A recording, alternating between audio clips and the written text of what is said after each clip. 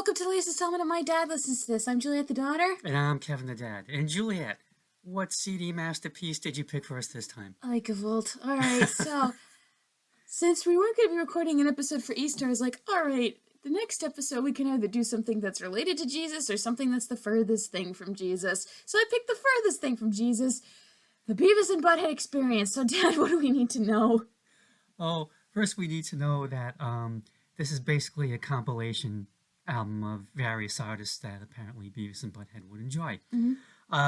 Beavis and Butt-Head were introduced to the world in the short Frog Baseball, which aired on MTV's animation showcase Liquid Television in 1992. And Aeon Flux also debuted on that series, which was great. What was that? It was a sci-fi dystopia futuristic thing. Huh. And it got later made into a movie with Charlize Theron as Aeon Flux. Okay. And it also contained one of my favorite shorts, continuous shorts, called Stick Figure Theater, which was basically stick figures drawn on loose leaf paper that would reenact scenes from famous movies using the dialogue directly from the movies. Oh, that sounds fun. Like they would do something like the final scene in Casablanca, things like stick that. figures? That but sounds with cool. all stick figures. I might look that up later. Yeah. You can find Frog Baseball on YouTube, and yes, that subject is just what the title describes. Frogs playing baseball? No. What? One of them's got a baseball bat, and all of a sudden they see a frog. Frog baseball! Oh, okay. That makes more sense. Yep. Mike Judge did the animation, the voices, and the music. And the original series ran from 1993 to 1997. And in 1996, they got their own movie, Beavis and Butt-Head Do America. Don't we have that on VHS? We have something with Beavis and Butt-Head on VHS down here. It's somewhere, yeah. Oy. Could be their Christmas one. Oh, okay. In 2011, they came back to MTV for another season. And in 2020, Comedy Central announced the boys would be back for 2 more seasons with Mike Judge at the helm. And that should probably be on the air by this September. Mm-hmm. And back in February, Paramount announced that there would be a second B&B movie for their streaming service. And the premise for each episode was pretty much the same. The boys would get into some mischief at Highland High School, located in Highland, Texas, but neither of them had a Texan accent. Yeah. Yeah. Or they'd get in trouble at Burger World for like roasting rats on the grill. And the thing about Burger World was that they managed to actually hold jobs. Yeah. Or they'd get into trouble somewhere else in town, or their actions would cause some sort of repercussions from like some other citizen unknowingly perpetrated by B&B. But the story would be interrupted by Beavis and Butt-Head critiquing videos that were played on MTV, and amazingly, their criticism was on point. Really? And it was hilarious. They just took the wind out of the sails of so many bands. Can you think of an example? Oh my God, there were so many of them. Like Butt-Head just always had this hatred towards Bon Jovi. Oh, really? Which was hilarious. And he had this one scenario where if Bon Jovi had to fight a blade of grass, the blade of grass would win. And the thing was, Beavis liked Bon Jovi, and they would get into fights about whether they sucked or not. Gotcha. And that was like one of the few times that Beavis would actually stand up to Butt-Head, because Butt-Head was the leader, and Beavis, for the most part, would try and, he would follow along. And their other thing was like trying to score with chicks, which obviously never could. Never won, yeah. But Butt-Head was more of like a, hey, baby, let's get it on. Where Beavis was more like that, like, hey, how you doing? What's your name? The little weasel, yeah. Yeah. The supporting cast consisted of New Age / hippie teacher Mr. Van Driesen, who would kind of like try to steer the boys in the right direction. Into the right direction. Was he like the guidance counselor on Freaks and Geeks? Kind of, sort of, yeah. And his thing was like, yeah, we shouldn't do that. Okay. And the MK kind of... Mr. Mackey? Yes. There was angry gym coach Mr. Buzzcut, perpetually nervous Principal McVicker, who would just like profusely sweat no matter what the situation was. Oh, God. The neighbor Tom Anderson, who would have the boys do chores for him that always went wrong. And Tom Anderson sounded exactly like Hank Hill, because Mike Judge Same voice actor? Yeah, it was Mike Judge. Went on to do King of the Hill. King of the Hill, yep. Co-create, yeah. And then there was worshiping nerdy neighbor Stuart Anderson, who would wear a Winger t-shirt, as opposed to Beavis, who had a Metallica t-shirt, and Butt-Head had an AC/DC t-shirt. Mm-hmm. But there were certain situations for like advertising or promos where Beavis's would say Death Rock and Buttheads would say Skull. That's what it says on the CD cover. In the AC/DC kind of font. I guess so they wouldn't get in trouble with the bands. Mm-hmm. And there was also criminal Todd Ayanuzzi, who Beavis and Butthead worshipped, and Todd, of course, had nothing but contempt for them. And then there was Daria, the only girl who tolerated them for some reason. Oh, yeah, from the spin-off series, Daria. Yeah, and for whom Butthead sometimes treated with a degree of respect. Huh. There was one episode where Daria was asking Bill Clinton if he was just yanking their chain, and Butthead was like, "Whoa, yanking the chain, Daria's pretty cool." But yeah, even though he would sometimes call her Diarrhea, oh, God. and Mike Judge said this is based on a girl he knew in school named Daria, who kids would call Diarrhea. Oh, God. Daria would go on to have her own series.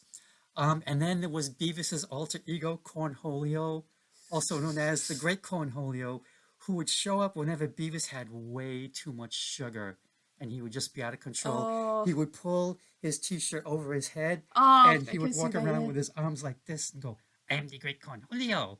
And he was on this perpetual quest for TP for his bunghole.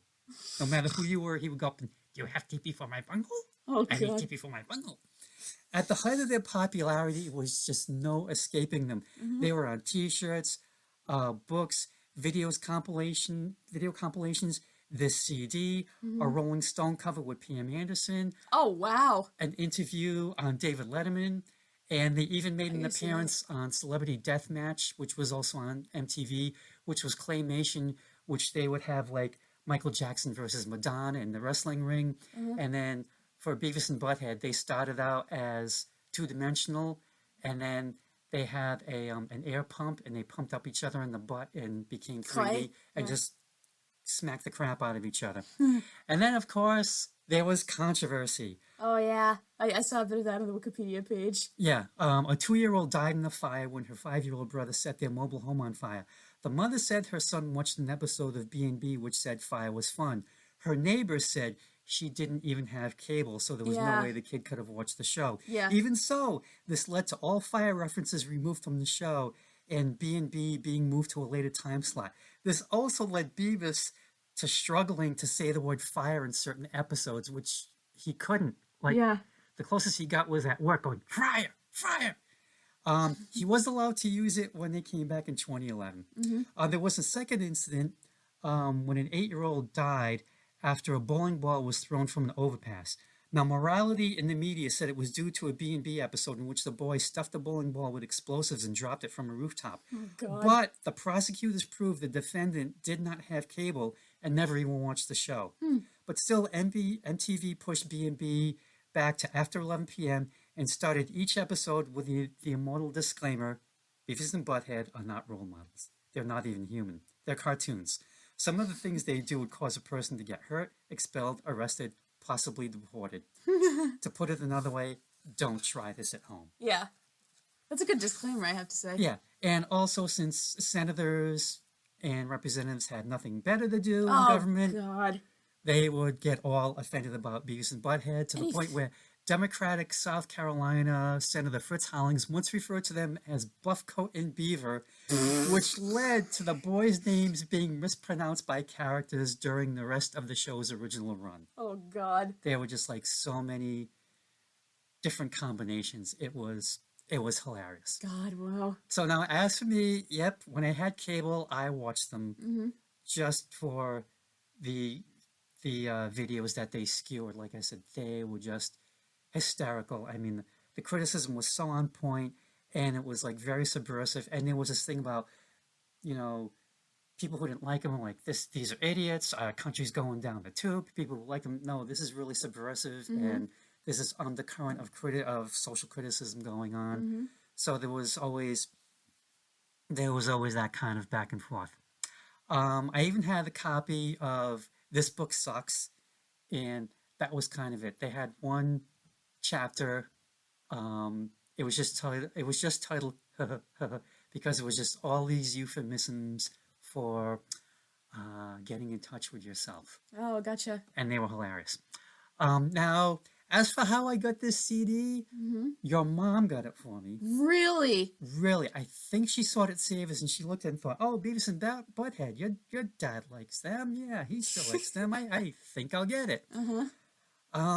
This was a couple of years ago. Oh, okay. And I hadn't seen them since, the since 80s? Got rid of cable? No, since 1997. They were on from 93 to 97 Oh, originally. right, yeah. And it got to a point where when we moved, I guess we dropped cable. Because it was too expensive? Yeah. Yeah. Yeah. Plus the cable companies caught up to us when they realized we were getting free cable for a number of years. So she gave me the CD, so I said thank you and just put it on my CD shelf. So yes, the big reveal, everybody out there, is that this episode really should be called My Dad Finally Listens to This. Oh, wow, because okay. this is the first time I have ever played this CD. Wow. Because there are just a lot of bands on here that I'm not into. But I do have best ofs by Nirvana, Aerosmith, and Run DMC because they're all on here. And as for the rest, nope. But I thought, okay, I'm doing this for my daughter. I'm doing this for the listeners. And I went into it with an open mind. Yeah. I think. Now, basically, compilations like this consist of, I don't want to call them throwaway tracks, but I'm sure when the bands were approached for like, hey, can you contribute something to this? They're like, okay, what do we got that really doesn't suck, but not something that we put on one of our own albums? Here you go. Oh, yeah, here you go. You can take this. Thanks a lot for coming by. See you later. This CD came out in December of 1993, probably when they were really starting to peak. Yeah. So let's dive into it, shall we? All right, but let me explain my history with Beavis and Butt-Head first. You go right ahead. The first time I was ever made aware of who they were was on an Arthur episode. Oh yes, yes. So for those who don't know, since maybe there are some adults who haven't heard of this, but somehow, Arthur was a television show, an animated television show on PBS based on the children's books by Mark Brown. And it was just a day in the life of Arthur and all of his friends, all of whom were animals. Arthur was an aardvark, Buster was a rabbit, Francine was a monkey. You get the idea. So there was one episode where a TV show that they watched was taking in script submissions. And they said, we'll turn your script into an episode of TV. And so basically what that episode was it parodied all the popular TV shows at the time. Muffy's story was Muffy the Vampire Slayer, and hers were storyboarded. And one of them, I don't know who it was, but they did a Beavis and Butt-Head parody where I think Arthur was Beavis and Buster was Butt-Head. So it probably was Buster then. Yeah, and then they were watching Muffy do a fashion show and they were going, wow, look at that. I can't do the voice. But it ended with them finding out that the story wasn't going to be chosen for 5 years. And then when it cut to them, they were all teenagers at that point.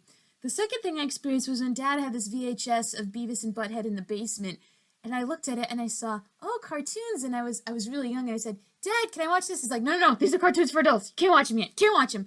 But I think it might have been their Christmas parody because on the back it's Beavis climbing up a hill on a cemetery and it says, here lies Beavis or something. Oh, Here Lies Butt-Head. Yeah, they did the parody. Here lies Butt-Head, yeah. They did the parody of Christmas Carol? Christmas Carol. Yeah, and they also did one of It's a Wonderful Life where what life would have been like if Butt-Head hadn't been born.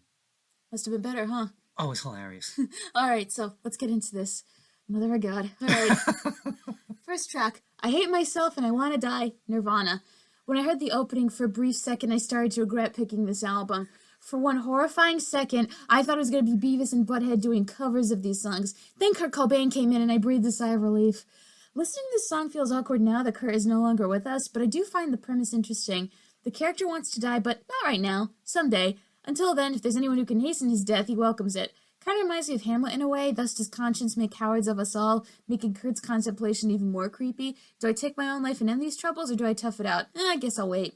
Then the song ends, and I have to say, Beavis and Butthead's voices sound more weird and annoying with headphones on. Well, they kind of do. Like, you can't escape them. Yeah, I mean, when the song came on, I was not expecting this to open with Beavis and Butt-Head on stage. Yeah. But it is their album, and I thought, well, how are they going to lead into this first song? Mm-hmm. But, you know, it quiets down, and then we go into the Nirvana song. Is that really Kurt Cobain talking to them? Or was he deceased by that point? No, this was 1993. He was still around. Oh, wow, okay. Yeah. So, yeah, I Hate Myself When I Want to Die. This came out in 1993. In 1994, Mission Accomplished.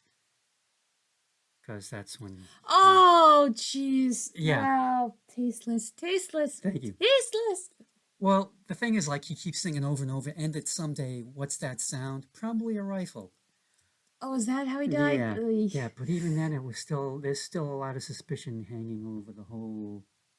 Yeah, like I remember Bo Burnham did this song called Kill Yourself about all the ways that you could kill yourself, and the last line of the song is Marry Courtney Love. Oh, gee. Yeah, he didn't hold back. The thing that surprised me is this is a really good song. I mean, I'm surprised this didn't end up on In Utero, their second major label album. It could have been a hit easily. Has a nice full sound by producer, recorder Steve. I'm not a producer, Albini. How affected. I really like this song. So this is the first song on this album that I like right out of the gate. So that's one. Okay, that's one. We got 11 more. Let's go. All right, next track. Looking Down the Barrel of a Gun, Anthrax. So according to Beavis and Butt-Head, they got to hang out with Anthrax on their tour bus. What really happened, as we find out, is that they did get let on the bus, but were immediately kicked off by security when Beavis took the band's photo album of naked girls with him into the bathroom while he was taking a dump.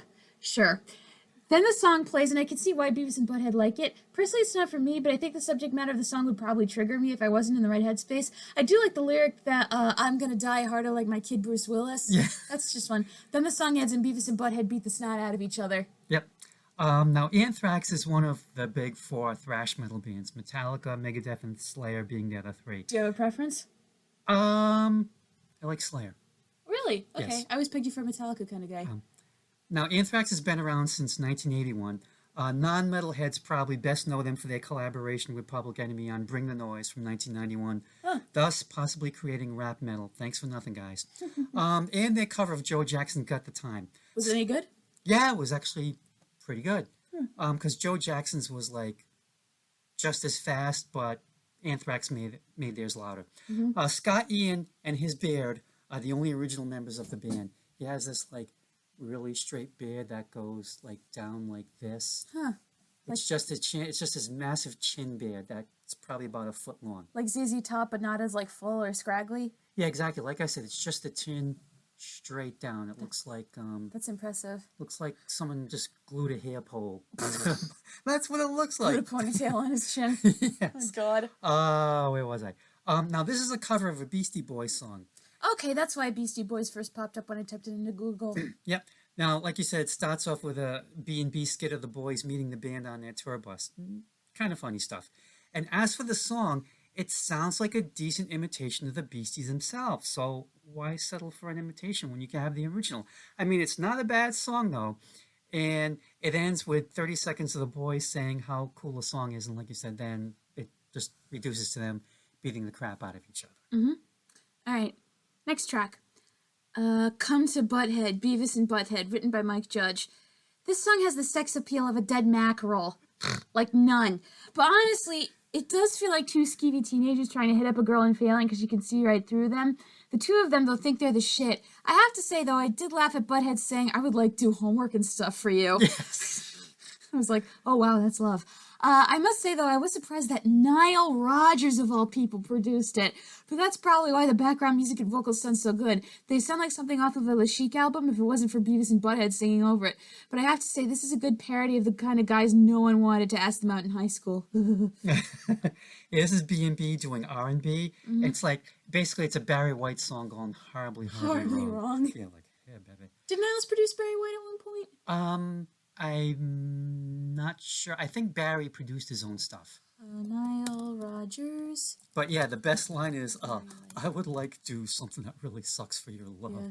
I would like to homework and stuff. And the thing is, God help me, I love this song Right. because it's just a great Barry White parody. Mm. And like, Also, Niles didn't produce Barry White. I looked him up. yeah. And he's not going to get anywhere at all. Oh, but no, I mean, not he getting does show some sort of devotion that he would actually do homework. Yeah, that's for impressive for them. one. So yeah, I love this song. So this is 2 songs that I really like off this compilation. All right, let's see if there's any more. 99 Ways to Die, Megadeth. I have to say that the singer for Megadeth might, at that point when I was listening to it, was my favorite vocalist on the album so far. I was also surprised by the music because I've only listened to a few metal songs and I don't know how many of them have acoustic guitar. As for the lyrics, I kind of tuned them out because I got the vibe of what the album was going to be about very quickly, since the Beavis and Butt-Head Wikipedia page said they love metal, violence, sex, death, and all things macabre. So since I knew what to expect, I stopped paying attention, mostly to preserve my sanity. Continue. Okay. Megadeth is a thrash metal band that's been around since 1983. It's led by Dave Mustaine, formerly of Metallica. Mm-hmm. This is kind of like, I mean, nothing about the song really grabs me. It's like, this is something I've heard like a bajillion times, and it almost borders on parody. And I think Beavis and Butt-Head appearance at the beginning or the end or during the song definitely would have helped it. Mm-hmm. Okay. All right. Next track. Bounce, Run DMC. This time, Beavis and Butt-Head somehow get let on Run DMC's tour bus, but they keep screwing up, pretending they're from Hollis, but not being able to say where specifically they live. Hollis Street. Beavis gets the lyrics to It's Tricky wrong, and then Beavis and Butt-Head start fighting. So I guess to get the fighting under control or to shut them up, Run DMC start performing Bounce. And I have to say, it's okay, good music, good rhymes, especially with the Pop Goes the Weasel, and it's all about how they're the best. But I don't think this would be the first song of theirs I'd listen to. That'd probably be It's Tricky or Christmas in Hollis. Mm-hmm. Yeah, I give Run DMC credit, and for like the other bands credit who did this for participating in some of the skits. Yeah. And for a Run DMC song, this is okay. Yeah. They've done a lot better, and someday if you pick their greatest hits album, you'll find out how much better. But like That's gonna be a fun episode. But like I said, this is a compilation album. It's like, yeah, we've got some leftover track. Yeah, you can have this track. Mm-hmm. Thanks. Your no thank you portion. Yes, exactly. Yes, that's perfect. Do you want to explain the no thank you portion to our listeners? The no thank you portion was created by my mother when I was younger, living at home as a kid, and my mom would make whatever for dinner, put it on a table, and if it was something that you didn't like and she knew you didn't like, you got what was called your no thank you portion, which is basically, I don't want to eat this, but you're going to eat this anyway. Mm-hmm. And you did. Otherwise, you'd be put on the milk diet. Yes. Like Uncle Michael. Or you could try and sit it out for as long as you possibly could. And then you'd have to eat it. But mostly, just kind of wound up eating it before it got cold. Yeah. All right. So, next track. Deuces Are Wild, Aerosmith. My favorite song of the whole album. A great rock song that blurs the lines between love and lust very well. I also haven't listened to Aerosmith in a long, long time, like not for a few years. And I forgot how great Steven Tyler is as a vocalist, because I think the only song I listened to by them was Dream On over and over, and then I got kind of sick of it, so I stopped listening to it at one point. After all the dark subject matter, I needed a breather, something more in my wheelhouse, and this was it. The only lyric that's kind of sus is, been loving you since you was a child, girl. And you were a child too then, right, Steven? Right? Okay, good. But I'm actually surprised Beavis and Butt-Head like this one, considering it's more romantic. As for the Kings of... Yeah. As for the Kings of Rock and Roll, that's very much subject to debate. I don't know who my first pick would be, because I'd have to think on that. But probably not Aerosmith. Maybe Chuck Berry or The Who. Those were the first 2 that came to mind. Mm-hmm. And then Beatles number 3, because, So, Aerosmith, Boston's Bad Boys. Mm-hmm. America's Rolling Stones? Probably. I don't know. They're not as... Can Aerosmith be as... Not ludicrous, but can they be as kind of edgy or ruckus-causing as the Rolling Stones were in the 60s? Maybe in the early days, I guess. Okay. I don't know. But Steven Tyler and Joe Perry were known as the Toxic Twins, as opposed to Mick and Keith's Glimmer Twins. Okay. They hoovered up so many drugs, even Keith was impressed. Back in the day, before they got clean. What about Stevie Nicks? Does she come in there at all? I don't know. Because you always said that Stevie Nicks' nickname could have been Hoover. Yeah, that's true. Yep. This track, Deuces Are Wild, is also on Aerosmith's Best of Big Ones.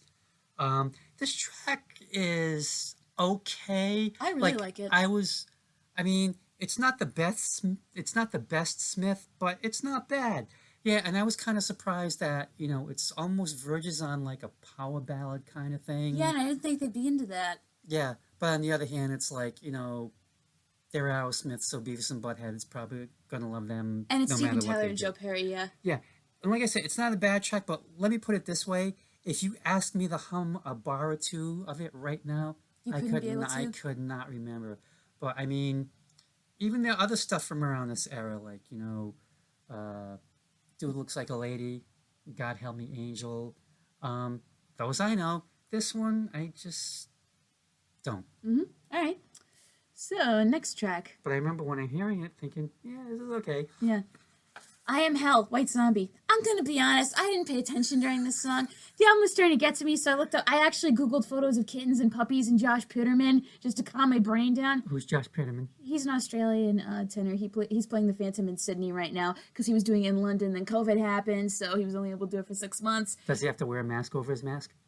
I don't know, but Australia's doing much better than us when it comes to COVID, like That's most true. of the world, so they're able to do shows again, but I think they have to social distance the audience. Anyway, I think this track is the one you could argue that sounds just like noise, not in the sense that the lyrics are unintelligible, but in the sense that after one metal song after another on an album where the subject matter is all similar, they could sound the same. But I could see someone like Jonah from Veep listening to this and losing their minds as the music takes them over. Oh, yes. Like when he took Dan to see the metal concert and he's just totally losing his mind. Yeah. Yeah. Now, White Zombie was a metal band from 1985 to 1998. Leader/ethical vegan Rob Zombie would go on to direct horror films and put out solo albums. Any good? I don't have any of them. Oh. Yeah, this is a mishmash mess. Okay. Though Rob is polite, I am hell, sir. Over and over and over. Yeah. But at least we get a minute of Beavis and Butt-Head trying to figure out why some stuff sucks and why some stuff is pretty cool. And actually make a good point of like, well, if everything was pretty cool, then we really wouldn't know What was good and what was bad. Right. Yeah. Which kind of makes sense. If everybody's equal, no one's equal. If everybody's smart, no one's smart. Okay. All right, next track. Are you done with your notes for this one? I believe I am. All right. Poetry and prose, Primus. The opening poem almost has the same cadence as Roses Are Red, Violets Are Blue, which I think was intentional. Yeah. But by this point, I was starting to get a headache. No, seriously, I was starting to get a headache, and I was just thinking, if I didn't have to listen to this album for the podcast, I would have turned it off as soon as this track hit. See what we do for you listeners. See what we do for you? I hope you appreciate it. The music feels like this weird mix of rock and improvisational jazz, and then there's a country singer making for an odd mix that leaves a weird taste in your mouth. I'm gonna make a statement here. I'm gonna make a statement. This singer was the same level as annoying as the singer for Blue Christmas. Miles Davis. The one who wrote that bad song about prepositions for grammar rock. Yeah. Not in the sense that they sound pretentious, in the sense that they're both annoying and test my limits. And by this point in my notes, I wrote, only 4 more tracks. Only 4 more tracks. Okay, Primus was/is a funk metal band from California. Where else? Metal. That doesn't sound good. No, it's not. No. They never take themselves seriously, which is kind of a breath of fresh air. And they have been compared to Frank Zappa, but leader, bassist Les Claypool kind of says that he looks at their sound as psychedelic polka, which, again, I wouldn't take seriously. But yeah, I mean, it's definitely bass heavy because, Les is the leader and he gets in a lot of bass popping. I found the arrangement interesting. But it's almost kind of like a commercial in a way. Like, I don't like poetry, I don't like prose, but I do love that Beavis and Butt-Head show. Mm-hmm. That felt forced. Yeah, it kind of did. But it was kind of like maybe this track was written especially for the compilation, as opposed to this is back in my closet. Yeah, you can have that. Yeah. So at least he did put some effort into it. All right, next track, Monster Mac by Sir Mix-a-Lot. I admire this guy's confidence, and I'm amused by his cockiness. He talks game, and I want to see his kinkiness in action. What can I say? I'm a curious bird. Not exactly romantic, but not too vulgar either. Just someone who likes to have sex one woman after the other and isn't apologetic about what he wants. But he does have standards. I mean, after all, he doesn't like stinky feet. It's not that he's addicted to sex. He just likes to have sex the same way most of us like to binge watch TV shows. Fun song, and leaves you curious as to what this guy can do. But hope he's using protection because someone's gonna get a venereal disease. Wow, I thought you would have been highly offended by this song, so your take is very interesting to me. Yeah. Now, Sir Mix-a-Lot is a one-hit wonder rapper. Baby Got Back hit number 1 in 1992. I forgot that was him. That's him, yep. Oh my god, that was... Oh god, now I'm thinking of this game that Markiplier did with Matthias, the two YouTubers, and the prompt was things that you would never say to your grandmother, and two of the things they came up with were, wow, look at that booty and Baby Got Back. And so, yeah, it hit number 1, and the Grammys, in their infinite wisdom, awarded him a Grammy for Best Rap Solo Performance. Probably because that was the only rap song that they knew about. How old is this song? Sir is Hooking Up Girls by Fax. Oh, I didn't catch that. Yes. Oh, yep. wow. But then again, this was 1993, so fax machine was the smartphone of its day, so he was on top of it. Yeah, this song is kind of okay. You listen to it and you think, well, yeah, he's really trying to get Baby Got Back Part 2, and that just ain't never going to happen, but I admire his tenacity. All right, next track, Search and Destroy, the Red Hot Chili Peppers. I feel like there's a message the Red Hot Chili Peppers are trying to convey, but they're failing to execute it. Because the music is rock, but it doesn't really kick ass. The singer can sing, but it's not a distinct voice or one that makes your hair stand on end. They have the formula for a good rock band, but they don't add their own touches. It feels very rock by the book, rocking by numbers. So there's a sense that you're supposed to take away something from this. You feel kind of empty. Okay, the Red Hot Chili Peppers have been around since 1983. They were inducted into the Rock and Roll Hall of Fame in 2012. This is a cover of a Stooges song from their album Raw Power, and they actually do a decent job. I wish the original sounded like this musically with Iggy on the vocals, but we can blame David Bowie, for lousy production. If you listen to Raw Power, it sounds like the drummer is hitting wet cardboard. It's just such a small sound. Oh, Bowie, why? I love you, Bowie. You're supposed to be better than that. And Iggy ended up doing his own production version because so many people were asking him, is there a better version out there? Can you do something? And his rescue attempt, sound-wise, isn't bad. But I've got the original Bowie version if you ever want to hear it. And it's lyric-wise and Iggy-wise, it's such a great song. And the band is like really going at it, but the sound is just... not good. It's just so muffled. And you wish something better. Well, have they remastered it in recent times? Like I said, cleaned it up? Iggy did his own production version of it. Okay. Working with the tracks. And like I said, it's better. Okay. But it's one of those things of like, do you let the original be, just let it be, or do you try and remix it? It's kind of like, I'm sure there's pros and cons out there, because one, it was like of its time, but the second time is like, yeah, but what could have been? And I do like the original, I do like the dialogue at the end where like they're going, yeah, destroy. I don't like Search very much though. He's saying Search, dumbass, not Search. Retson, 2 minutes and 1. Like, oh my God, Beavis really knows his Search. He knows his breath mints. All right, next track, Mental Masturbation, Jackal, except on the CD it's like redacted, censored.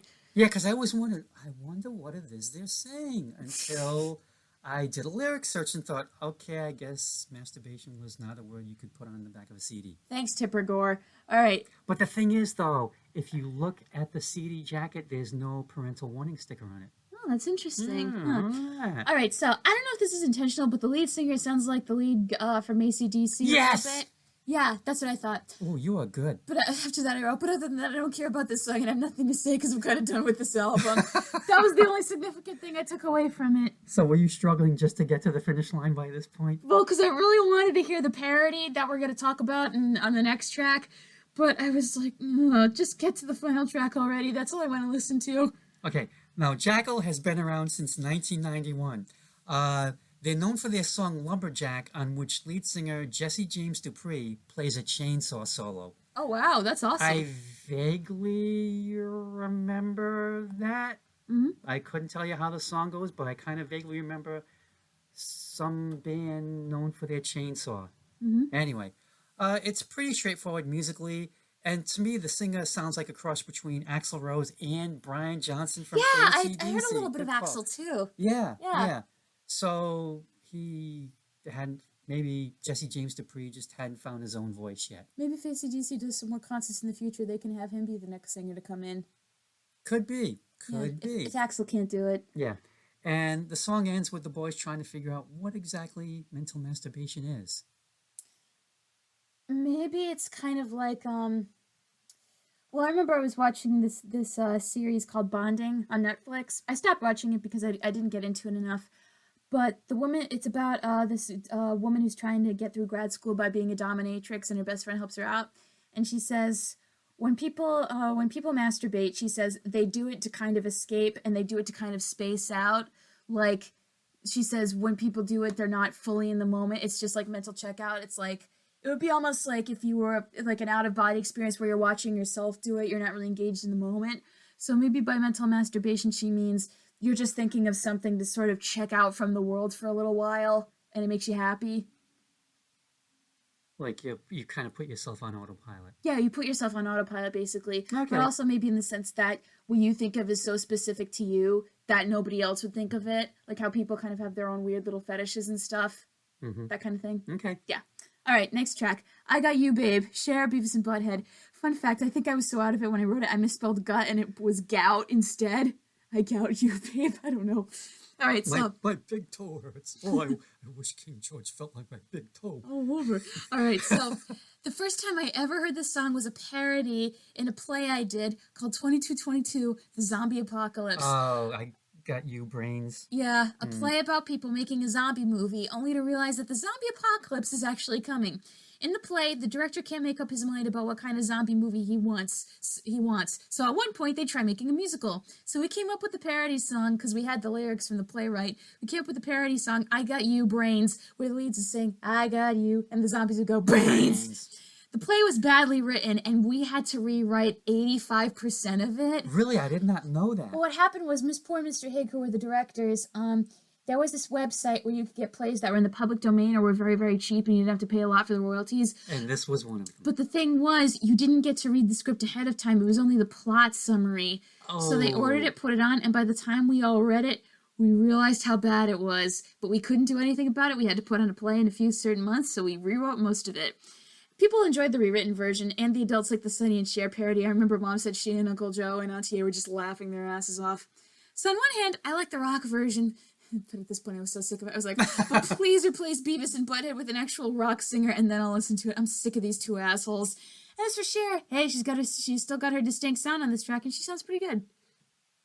I love how the song starts, Mm-hmm. and at first they say it sucks, and then the guitars kick in, like, this sounds like Warrant, and then the guitars kick in, and all of a sudden, it's like, hey, it no longer sucks to the guys anyway. Mm-hmm. I could live without this. Really? I mean, I've heard the original Sonny and Cher version, which is kind of like dopey at best, and then I heard Chrissy Hynde and UB40's cover, which is kind of okay. I mean, Chrissy makes it work. Mm-hmm. Now, the thing is, like, listening to this version, I just cannot believe how much lower Cher's voice has gotten over the decades. Well, she's gotten older, and that's what happens with singers. I guess it does. Mm-hmm. And she's been around for, like... Since the 70s? The 60s? Earlier? Late 50s, early 60s? I mean, she's probably going on 60 years now of the music business. Mm-hmm. So, yeah, like I said, I could live without this. And, but I do think it's funny, though, where, like, Butthead saying, so Cher, I hear you're into older chicks, and she's... No, into younger guys. And her thinks, yeah, if you can get rid of, what's his name over there? Beavis, get the hell out of here. Yep. And then, now, did you stick this out for the whole thing? Because we get about 20 seconds of silence, and then a reprise of Come to Butthead? No, I didn't hear that. Oh, you were in a hurry to get out the door. I was like, all right, this is over. That's it. Yep, so that 20 seconds of silence spared you Come to Butthead, the reprise. Yep. Which I don't know why they did it a second time. I don't know. But Maybe the it's him seducing Cher, or trying to anyway. Oh, that could be, but the first version is so much better than the reprise. All right, so final thoughts. I was really angry when I was done with this. All right. Yeah, I remember you stalking out and saying, I need to listen to some, what was it? I need to listen to musical theater to cleanse my brain. Yes, that was it. So I wrote, overall, this album is a giant turd. Wait, let me clarify. If you like Beavis and Butt-Head, get the album. If you like all the songs on here, get the album. But if you've never heard of Beavis and Butt-Head or any of these songs, cherry pick the hell away. In my opinion, just listen to the songs separately on whatever original albums they came out on. An eclectic mix, but get these bozos off the album. Not for me at all. And I kid you not, I was almost crying at the end. Crying tears that this sucks so much. But I have to say, I think one thing about this album was I was getting Beavis and Butt-Head all at once for like maybe about 45 minutes to an hour. So I think maybe I could only handle them in short bursts, like in the cartoon shorts. Maybe not the full thing. Yeah. Yeah.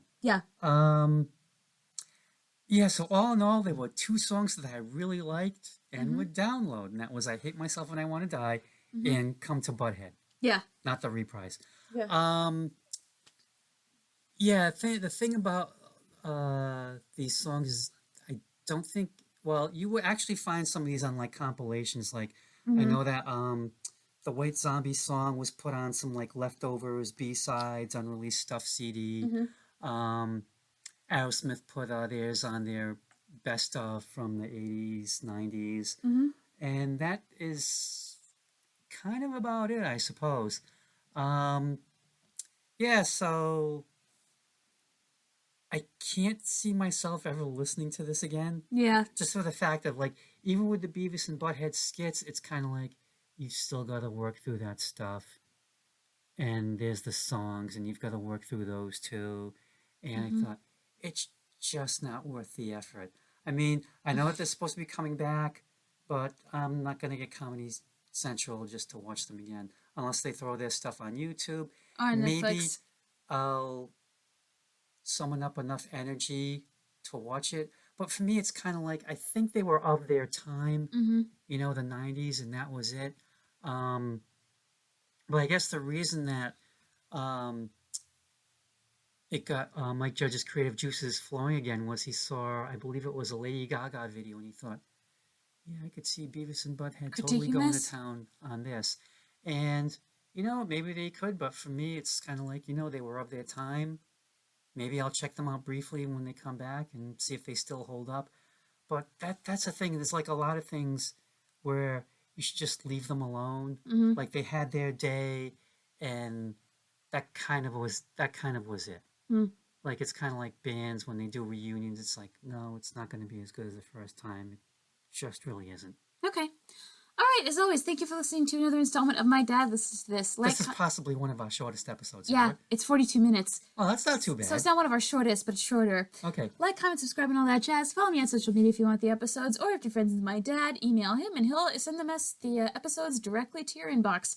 As always, thank you again for listening to another installment of My Dad Listens to This. We'll be back next time with another album to nitpick and gripe about. Dad, anything you want to say before we head off? All right, goodbye.